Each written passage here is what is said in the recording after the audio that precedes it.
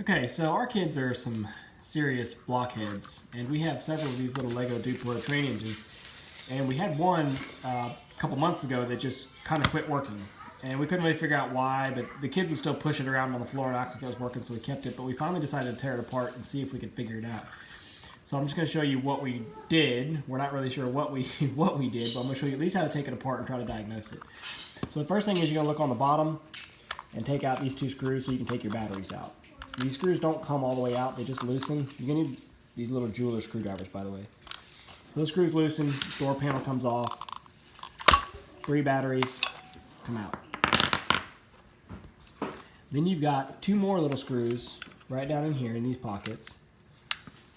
Oops. Okay. We missed these 2 at first. We thought we'd pulled the only one. And then, oops, that screw fell out. And then there's a third right here. So take that one out. So with all 3 loose, then it's just a matter of prying. I don't know where that one went. There it is. Then it's just a matter of prying. So I'm not going to tear this one apart because this is actually a working one. We don't want to try our luck. But you'll see there's 2 red tabs right here and right here. And there's also 2 down here in the front, here and here.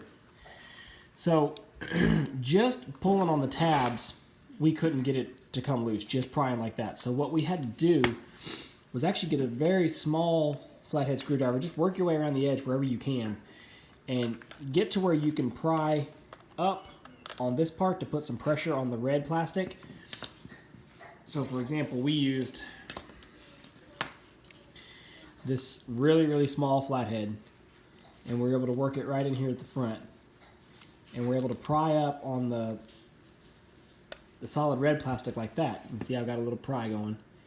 And then once you can put pressure on that red part, then reach in here. It's kind of a trick of the hand because you've got to pry with one, hold it, and then while you're holding that one, you've got to reach in here and you got to press the red tab towards the back of the engine. Okay, so you're going to pry in the front and push back with it. And just as soon as we did, then the front popped loose, and then we were able to come back and kind of work our way along and keep pulling and keep prying.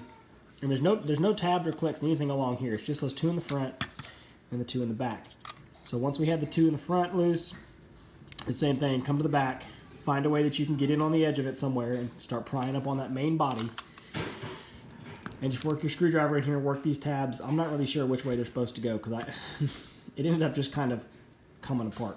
So, but anyway, just work back and forth all while keeping good pressure on the, on the red and the black part to pull them apart. And it'll just pop apart. Now, when it does, what you've got is your main chassis here. This is the one we're actually working on. Your front wheels can just fall out. So be very careful when you pull it apart that it doesn't fall apart and surprise you. This back portion also can just lift out. Okay, so just the weight of that sits on the wheels, sits right in there. But what you'll notice is these gears in here, these are your main drive gears. And at first glance, you'd think this one's broken because the weight's in there at a funny angle. But it's actually not. There's actually a gear down here on the left, on the bottom. It's kind of it's a dual-ended gear. So it does make a connection down here, and that's what actually drives the wheels.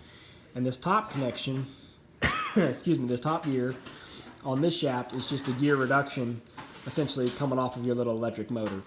So thankfully, we didn't actually have to replace any motors, didn't have to replace anything with chips. Like I said, we didn't find anything broken or necessarily jammed, but it did have, some dog hair and just, excuse me, general dust and dirt in there. So that may have been all it was. My wife said she just reached in here and she just basically worked with it until she could get these gears to spin free. So you can see they're moving now. And with that, it starts right up and goes. So now, it's going to be just like the other one was. Just reassemble it. So we'll put our body back on here. Whoops. Turn that off. See if we can get it snapped back together without turning on. You put that back together after I'm the one who started the project of tearing it apart. You want to put the screws back in? My wife's jealous that she doesn't want to get it put You're back always in. stealing my thunder.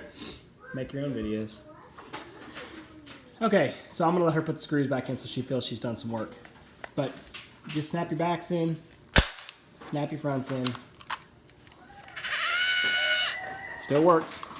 Now we've got to pop the batteries back out to put those 2 screws in the back, and put your screw back in the front, and then put your screws back on the battery lid, and you're done. So again, like I said, we're not really sure what we did to fix it, but just wanted to show this to you. If you have these little train engines and they just kind of quit working, don't just throw them in the trash. If you got a little set of these screwdrivers, you know, what's the worst case? It's already broken. You might as well tear it apart and see if you can fix it before you just throw it away. So just wanted to share that with you guys. Hopefully some of you out there had these little engines, you weren't really sure what to do with them. It's worth it. Just tear them apart and see maybe something's not just blocked up and they're not wanting to go. Because now we have 3 engines and we have 3 little kids who like to fight over them. So they've all got their own. So they can still fight over them. Good luck.